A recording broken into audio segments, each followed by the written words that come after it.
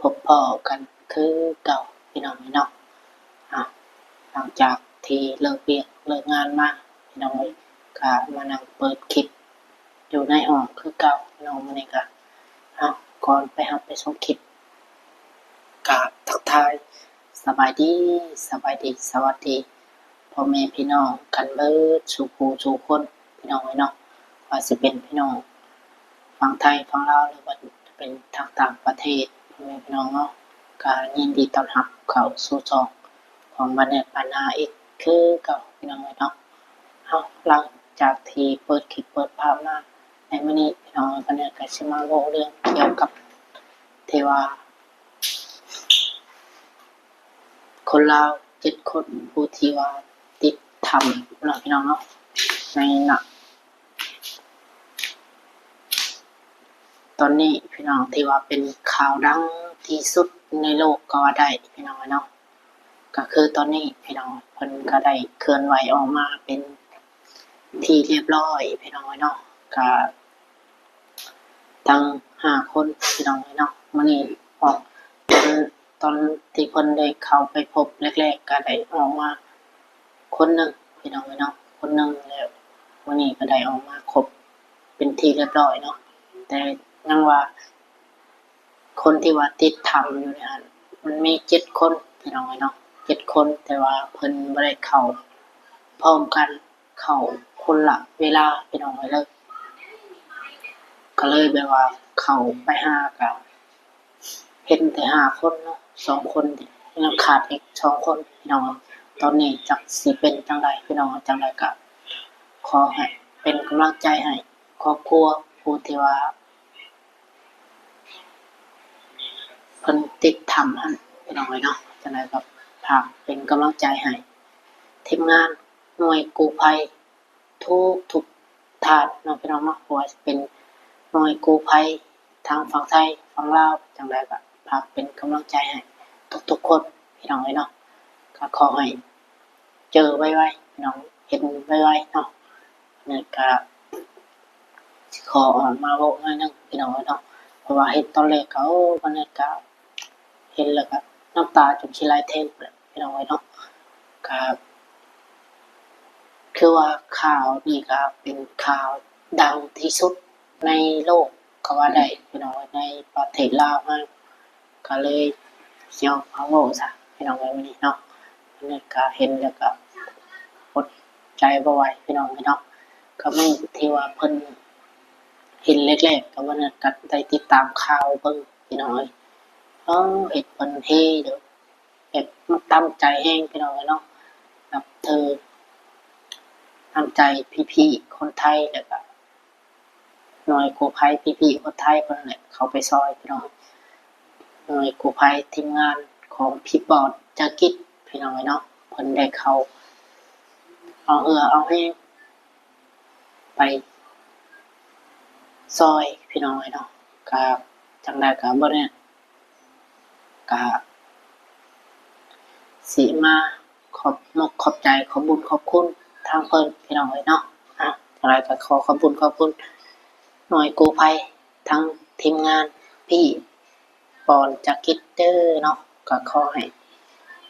มีแต่ความสุขความเจริญเนาะที่ว่าเพิ่นช่วยพี่น้องฝั่งลาวเฮาผู้ที่ว่าติดถ้ำออกมาได้พี่น้องเนาะก็สมเชยพี่น้องว่าเนี่ยก็สมเชยเพิ่นนับถืออย่างยิ่งใหญ่ที่สุดพี่น้องเนาะที่ว่ามีคนไทยได้เข้ามาช่วยหาเนาะพี่น้องเนาะนี่แหละพี่น้องเพิ่นว่าพี่น้องชาวไทยเป็นบ้านพี่เมืองนอกที่บ่ปะถิ่มกันพี่น้องจังได๋ก็ขอขอบคุญขอบคุณหลายๆเด้อเนาะหน่วยงานกู้ภัยทีมงานกู้ภัย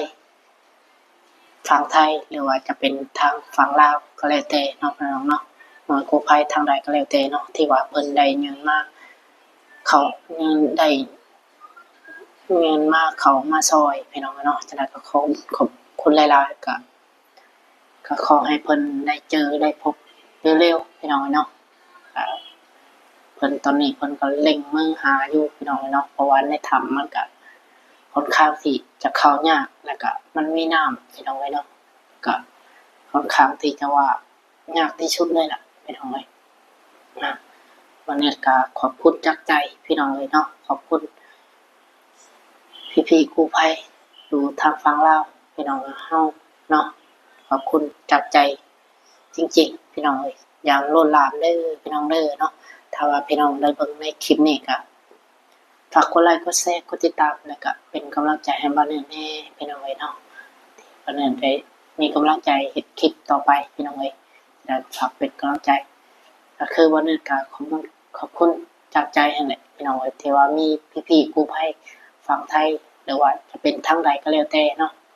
หน่วยกู้ภัยทางใดก็แล้วแต่ที่เพิ่นได้ยื่นมือเข้ามาซอยพี่น้องชาวลาวเฮาที่ว่าเพิ่นได้ติดถ้ำเนาะตอนนี้ก็ออกมาเป็นที่เรียบร้อยครบ5คนพี่น้องแต่ว่ายังขาดอีก2คนพี่น้องตอนนี้เพิ่นกำลังรอสถานการณ์ติดตามค้นหาอยู่พี่น้องแต่จังใดก็ขอให้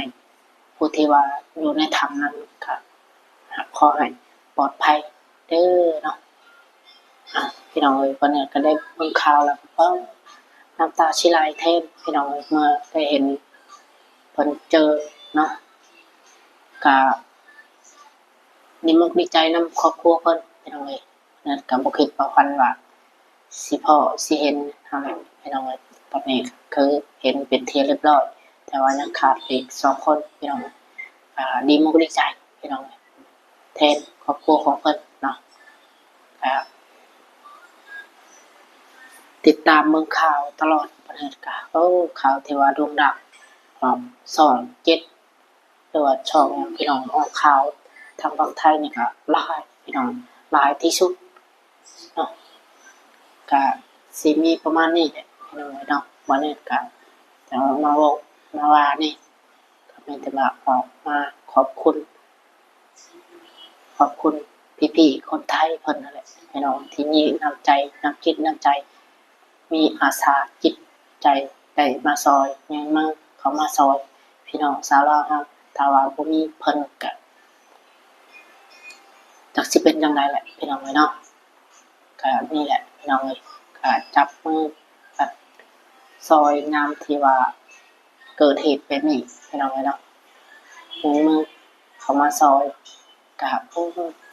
ประทับใจแฮงพี่น้องประทับใจที่ว่าเพิ่นมีน้ำใจมีน้ำจิตน้ำใจเขามาซอยเนาะก็ที่บ่ปากบ่ทิ่มพี่น้องชาวลาวทั้งหลายก็รอติดตามขั้นตอนต่อไปพี่น้องยังขาดอีก2คนที่เหลือก็ออกมาปลอดภัยเป็นอย่างเป็นที่เรียบร้อยพี่น้องก็แข็งแรงดีปกติพี่น้องเนาะแต่ว่าเพิ่นก็ให้พักผ่อนอีหยังพี่น้องเนาะเพราะว่าอยู่ในถ้ำก็หลายมื้อหลายเว้นค่อนข้างสิลำบากพี่น้องหิวข้าวหิวน้ำพี่น้องเนาะหลายมื้อหลายวันคนเฮาขนาดบ่ได้กินข้าวมื้อหนึ่ง2มื้อมันยังพอแห้งเลยพี่น้อง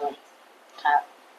เซิร์ชสิบ่ได้กินข้าวกินน้ำพี่น้องเนาะกินอยู่ดอกแต่ว่ามันก็ค่อนข้างอยู่ในถ้ำค่อนข้างที่น้ำมันก็เปื้อนบ่สะอาดปานใดพี่น้องแต่กินพอบรรเทาพอมีชีวิตอยู่นั่นแหละพี่น้องเนาะคนเฮาพี่น้องนี่แหละความลำบากยากจนคนเฮาถึงเฮ็ดให้คนเฮากระตือรือร้นเพิ่นก็ได้เข้าไปหาค่ำพี่น้องหาค่ำอยู่ในถ้ำนั่นแหละเพื่อที่จะหาเงินหาค่ำนั่นแหละเพื่อมาเลี้ยงครอบครัวจุนเจือครอบครัวนั่นแหละพี่น้องเนาะแต่ว่าเกิดเหตุการณ์บ่คิดคาดพี่น้องเนาะก็เลยก็ตอนนี้ก็ปลอดภัยยังขาดอีก2คนจังได๋ก็ฝากเป็นกำลังใจให้ทีมงานกู้ภัยทุกหน่วยงานว่าจะเป็นฝั่งไทยฝั่งลาวนะพี่น้องเนาะก็วันนี้ก็คนหนึงที่ว่าส่งกำลังใจให้กับพี่ๆคนไทยเนาะจังใดก็ขอบมุกขอบใจขอบคุณหลายๆเด้อเนาะทั้งทีมงานกู้ภัย พี่ปอนจักริดเนาะค่ะประจักษ์ไม่ใช่ว่าพี่น้องเอ้ยวันนี้ก็ดีใจตื่นเต้นแฮงพี่น้องเมื่อได้เห็นคลิปที่ว่าได้พบพ่อแล้วก็เนาะก็สิมีประมาณนี้เนี่ยพี่น้องเอ้ยครับบ่มีหยังหลายพี่น้องสำหรับคลิปนี้ก็สิมีประมาณนี้เนาะพี่น้องก็รอชมติดตามรับชมต่อไปพี่น้องการว่าสิเห็นบ่พี่น้องเอ้ยเนาะยังขาดอีก2 คนพี่น้องเอ้ยโอเคพี่น้องเอ้ยสำหรับคลิปนี้ก็สิมีประมาณนี้พี่น้องเนาะก็บ่มีหยังหลายพี่น้องเอ้ยก็สิขอตัวลาจบคลิปก่อนพี่น้องเอ้ยพอๆกันคลิปหน้าเด้อพี่น้องไปจังได๋ก็ฝากกดไลค์กดแชร์กดติดตามแล้วก็เป็นกำลังใจให้กันพี่น้องเอ้ยเนาะแล้วก็ขอบคุณพ่อแม่พี่น้องที่เข้ามาติดตามนะครับชมสำหรับคลิปนี้ขอตัวลาไปก่อนสบายดีพี่น้องอยู่ดีมีแรงเบิดทุกคนพี่น้องบ๊ายบายพี่น้องเนาะ